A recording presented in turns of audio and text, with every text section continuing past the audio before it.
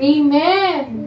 God bless you, Pastor. Salamat sa nakakabusog na salita po ng ating Panginoon. At patuloy po tayo sa presensya po ng ating Panginoon at pumunta po tayo sa bahagi ng pagbibigay. Tayo po ay manalangin. Patuloy ka naming pinupuri, Panginoon. Salamat sa inyong masaganang salita.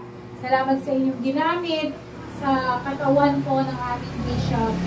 Palain niyo po siya, Panginoon, at kayo po, Father, o ganang patuloy na mag-anoint po sa kanya upang maging blessing pa siya sa mga iba, lalo na po sa mga nakakasalamuhan niya na hindi pa tumanggap sa inyo, Panginoon.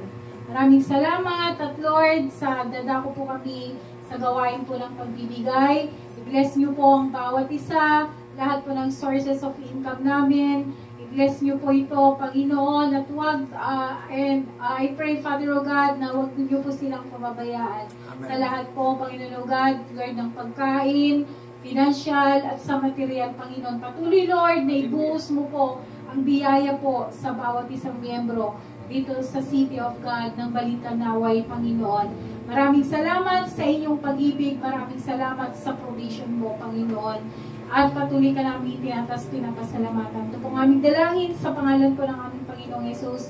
Amen. Habang nagmamarcha po tayo na magbigay po, gamitin po natin yung give them all, give them all. Ano mo yung pastor?